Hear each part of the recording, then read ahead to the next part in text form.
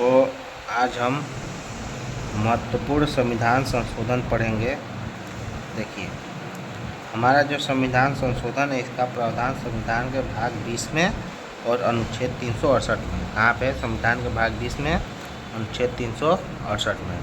सबसे पहले हम प्रथम संविधान संशोधन देखें। प्रथम संविधान संशोधन 1951 में। ठीक, इसमें क्या हुआ था कि इसमें 9वीं अनुसूची जोड़ी गई। इसमें भूमि अधिग्रहण तथा भूमि सुधार से जुड़े आवश्यक कानून जोड़े गए। उसके बाद हम इम्पोर्टेंट संविधान संशोधन देखेंगे। 15वां संविधान संशोधन अधिनियम 1963। इसके द्वारा उच्च न्यायालय के न्यायाधीशों की सेवानिवृत्ति आयु, मतलब उनके रिटायरमेंट होने की आयु का किया गया 60 वर्ष से बढ़ाकर 62 वर्ष कर दी गई। उसके बाद हम देखेंगे 36वां संविधान संशोधन अधिनियम 1975। इसके द्वारा क्या किया गया? सिक्किम को पूर्ण राज्य का दर्जा दिया गया। ठीक, उसके बाद हम एक महत्वपूर्ण संविधान संशोधन देखेंगे। 42वां संविधान संशोधन अधिनियम 1976। इसे ही लघु संविधान कहते हैं। इसमें क्या हुआ था? पहली बार प्रस्तावना में 3 शब्द जोड़े गए। कौन कौन 3 शब्द थे? समाजवादी, पंथनिरपेक्ष, एकता और अखंडता। फिर हम देखेंगे 21वां संविधान संशोधन अधिनियम 1967। इसके द्वारा क्या किया गया था? सिंधी भाषा को 15वीं भाषा के रूप में जोड़ा गया।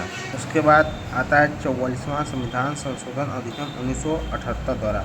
इसमें क्या हुआ था कि संपत्ति के अधिकार को मूल अधिकार से हटाकर विधिक अधिकार, मतलब कानूनी अधिकार बना दिया गया। अब हमारा जो संपत्ति का अधिकार है वो मूल अधिकार में नहीं है, आर्टिकल 300A में है। और 42वें संविधान संशोधन अधिनियम के द्वारा ही अनुच्छेद 352 में सब आंतरिक अशांति को हटाकर सशस्त्र विद्रोह को जोड़ा गया।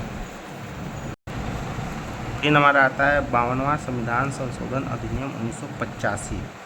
52वां संविधान संशोधन अधिनियम 1985 द्वारा क्या किया गया कि संविधान में 10वीं अनुसूची जोड़ी गई। इसके द्वारा दल बदल कानून पर क्या किया गया? रोक लगा दिया गया।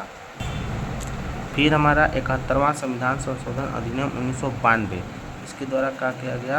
8वीं अनुसूची में नेपाली, मणिपुरी और कोंकणी भाषा को जोड़ा गया।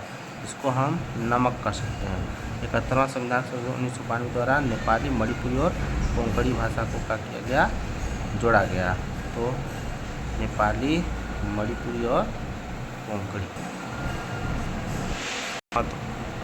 तो इस प्रकार से हमने महत्वपूर्ण संविधान संशोधन खत्म किया।